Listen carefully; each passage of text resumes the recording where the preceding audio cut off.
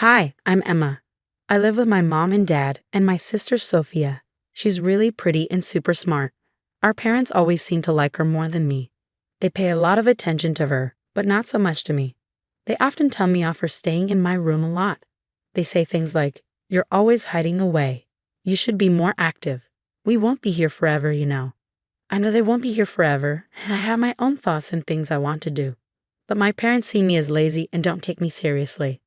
One day, my sister Sophia talked to me. She said, "You're not as cute or talented as I am. Do you ever think about what your purpose in life is?" I replied, "I'm content with my life, so please don't say strange things." She shrugged and said, "Okay, suit yourself. But let me share something amazing with you." "Something amazing? What is it?" "I'm marrying a really handsome and wealthy guy," Sophia said to me. "Congratulations, I'm happy for you," I replied. Sophia smirked and said, "You're just jealous. You'll never find someone to marry you." She assumed I couldn't find someone to marry and kept boasting about herself. "I'm not really interested in getting married, so whether I do or not doesn't bother me," I told her. I was thinking of going to my sister's wedding because she's family, but then, "What? You're actually coming to my wedding?" Sophia asked. "Yeah, why wouldn't I?" I replied. "Of course it's a problem. Having a lazy, useless person like you there will ruin everything." Sophia snapped. "What do you mean by lazy, useless person?" I asked. "A bottom feeder or idle youth is exactly what it sounds like. Someone who can't do anything, completely useless," Sophia explained. "Why are you saying such mean things?" "I just want to be there for your special day," I said. "I don't need your fake congratulations. Just don't bother showing up," Sophia said angrily. My sister really didn't want me to come to her wedding. She kept saying it, and even mom and dad agreed, calling me a lazy, useless person who shouldn't go.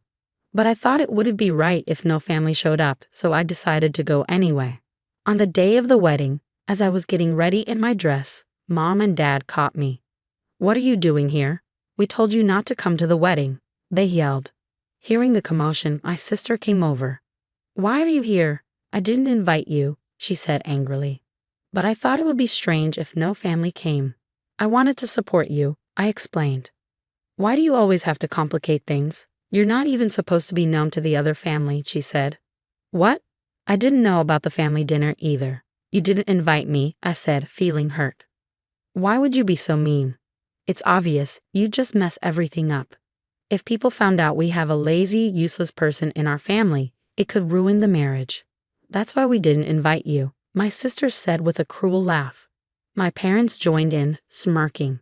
It was clear they had planned this together. Feeling hurt and rejected, I couldn't help but be deeply saddened by their determination to erase me. "Get out, you worthless, lazy person," my sister yelled in anger. I realized there was no point in trying to reason with them anymore. So with a heavy heart, I decided to leave. "Fine, I'm going home." "Goodbye," I said, feeling defeated. They laughed. As I said my goodbye, my family continued to point and laugh at me. Trying to hold back my frustration, someone called out to me as I was leaving. "Hey boss, great job today," they said. Thanks. Wait, why are you saying that? And what are you wearing?" I asked, confused. "Yeah, I'm the one getting married. Didn't you know?" they replied. "What? Hold on, how do you know Caleb, and why are you calling me boss?" I asked, bewildered.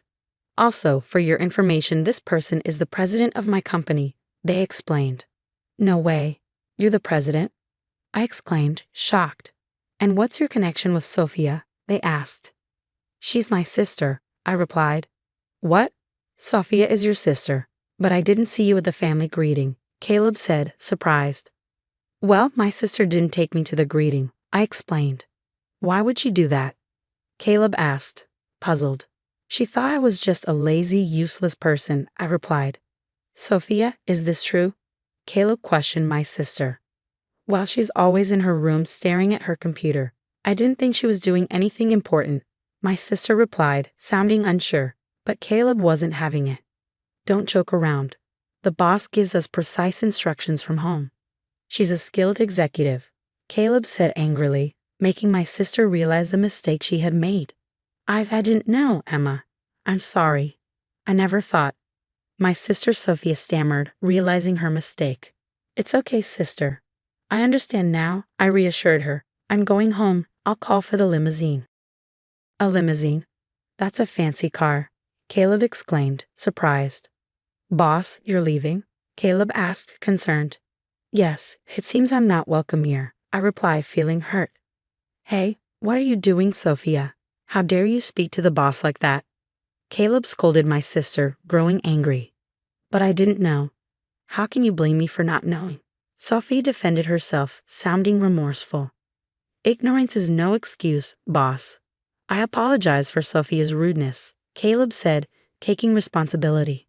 It's all right. She's my family, so you don't have to apologize, I reassured him. No, I'll take responsibility and call off the marriage with Sophia, Caleb declared. What? Caleb, what are you saying? Sophia exclaimed, surprised. Quiet, I can't forgive someone who disrespects the boss. Caleb snapped, his anger evident. Why are you so upset? Yes, I said hurtful things to Emma, but why is it affecting you so much? Sophia asked, confused. You see, I owe a lot to the boss. I've had trouble finding steady work. My job history was a mess, and I was struggling to get hired anywhere. The only offers I was getting were from companies that didn't treat their workers well, making them work in unfair conditions. Just when I was about to give up and accept one of those jobs, I received an interview at the boss's company, Caleb explained. Caleb was talking about when he first got hired at my company. It brings back memories. I remember that happening, I said, reflecting on the past. The boss said she wanted to see me, not just my resume. After chatting for a while, she understood who I was and hired me. The boss's company offers fair working conditions and treats me well. So the boss changed my life, Caleb explained. Is that so? I didn't know. What a wonderful story, my sister replied, trying to win Caleb's favor. However, Caleb saw through her attempt and became even angrier. It's clear you're trying to manipulate me, but I won't forgive the disrespect you showed to the boss, Caleb said sternly, causing my sister to tremble in fear of his genuine anger. Please don't cancel the wedding. Come on, father, mother, say something, my sister pleaded, seeking support from our parents. But they remained silent, unwilling to intervene. We didn't mean to blame Emma as much as Sophia did. That's right, this is all your own doing, my father finally spoke up, shifting the blame onto my sister. What? Well, then the wedding is off, my sister exclaimed, tears streaming down her face as she screamed in frustration. Caleb remained calm as he explained the consequences of canceling the wedding. If we cancel the wedding, there will be a cancellation fee. If we cancel on the same day, it will be 100%, Caleb explained calmly. What? 100%? How much money is that? My sister asked, shocked. Well, the total cost of the wedding was $30,000, so it would be $30,000, Caleb replied calmly. What? I have to pay $30,000 even if it's canceled, my sister exclaimed, feeling the weight of the situation. That's how cancellation fees work, Caleb explained matter-of-factly. No way. Then we should just go ahead with the wedding, my sister suggested, trying to find a solution. Sorry, but I can't do that. I can't forgive what you said to the boss, and I fear you might continue to be abusive if we got married. I can't live with someone like that, Caleb explained, his tone firm. Dangerous? My sister questioned, feeling hurt. Han, please, my mother interjected, trying to calm the situation. What do you think, boss? Caleb asked me, seeking my opinion. She's saying this now, but she's just telling you what you want to hear to get through this situation, I replied calmly. If you get married, she'll likely start mistreating you too, criticizing you for not doing enough housework even though you're working, or complaining about the challenges of being a homemaker and expecting you to do all the chores. I see. Then it's better to call off the marriage, Caleb concluded, understanding the situation. Hey, don't say such unnecessary things. I almost had him convinced, my sister protested, feeling frustrated. Did you hear that? She said, convinced. That's not a word you use with someone you're planning to marry, is it? I pointed out, highlighting the lack of genuine commitment in my sister's words. I think so. I think it's better to call off the marriage or go change, Caleb said and walked away. Wait, Caleb, don't go, my sister pleaded, panicking. Emma, what have you done? My wedding is ruined. Don't blame me. This is your own doing. You brought this upon yourself, I retorted, feeling frustrated. If you hadn't insisted on me not coming to the wedding in the first place, none of this would have happened. It's your responsibility. Bring Caleb back right now, my sister demanded angrily. I understand how you feel, but Caleb seems to have lost his desire to marry. If you proceed with the wedding in this state, it will only bring pain to both of you. I think it's best to call it off, I advised. What should I do then? Did you hear about the cancellation fee? $30,000 is a huge amount, my sister exclaimed, worried about the financial implications. Yes, it's a significant sum. Even if we split the cancellation fee, it's still $15,000. And if they blame me for the cancellation, I might end up having to pay the entire amount, I explained, realizing the financial burden. Well, that's a possibility, but what choice do you have? You've brought this upon yourself, I pointed out. Hey, I just said some harsh words. Is it really worth canceling the wedding over that? My sister protested. Don't tell me it's Caleb's decision, she added, feeling overwhelmed. Hey, father, mother, say something, my sister pleaded, turning to our parents for support. Suddenly, our parents became very friendly towards me. Well, I never knew Emma had become a boss. Oh my, as a mother, I'm so proud, my mother exclaimed. No, I always believed in Emma. She's a real go-getter. From now on, let's rely on Emma's money, my father added, relying on my financial success. You must be joking, I retorted. They had also been verbally abusive to me in the past, so I didn't feel inclined to spend money on them. Sorry, but I don't want to live with my family anymore. I'm going home now to look for an apartment to live alone, I declared, feeling fed up with the situation. What? Why? We've been living together all this time. Why do you suddenly want to live alone? My sister asked, confused. I lived with you because I believed in the concept of family bonds.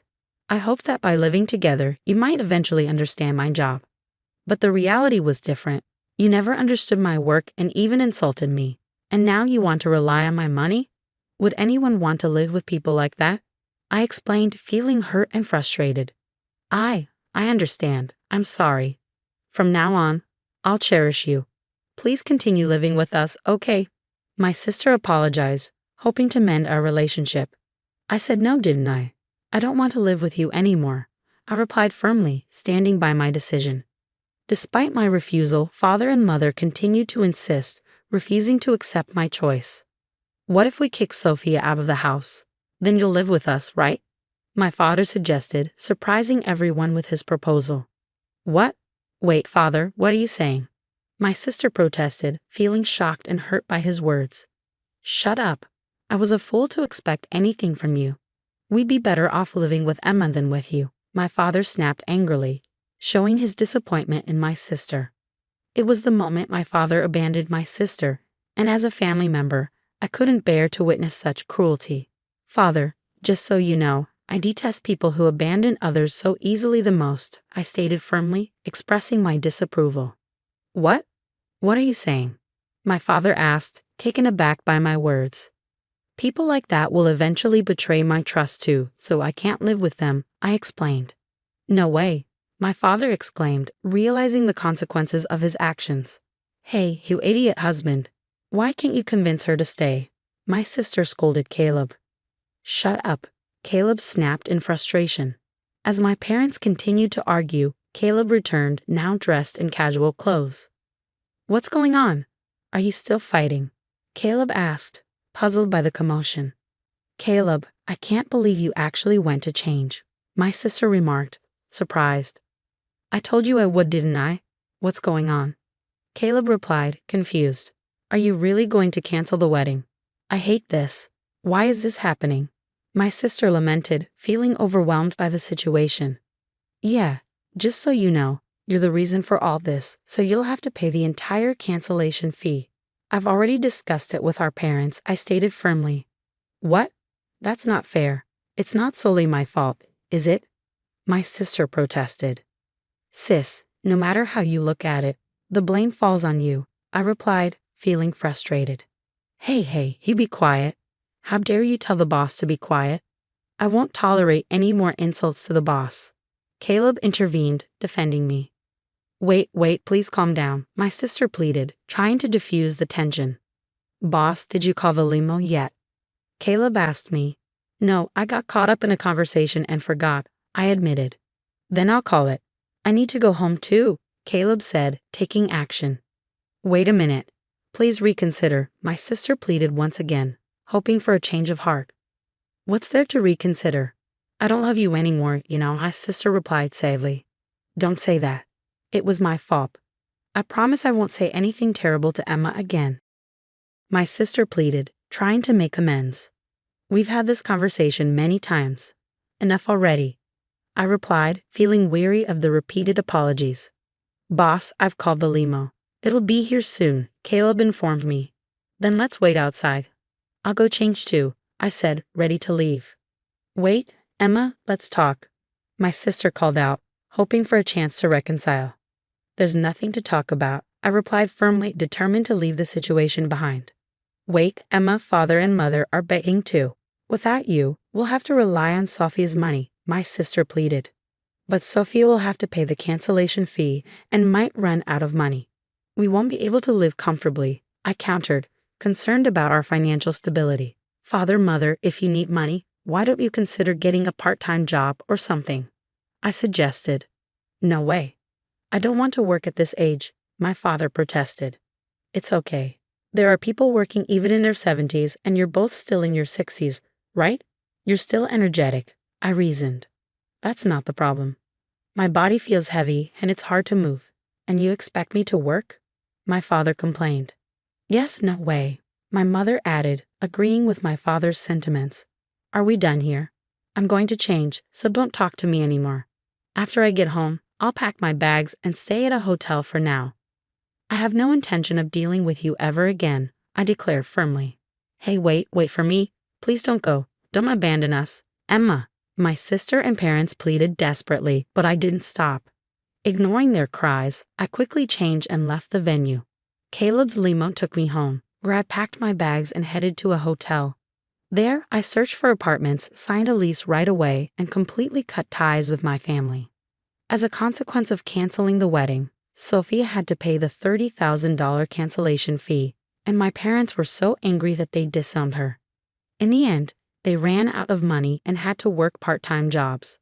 Sophia, having nowhere else to go, began living as a gig worker. Meanwhile, I focused on growing my company, increasing my income, and living happily ever after, free from the toxicity of my family.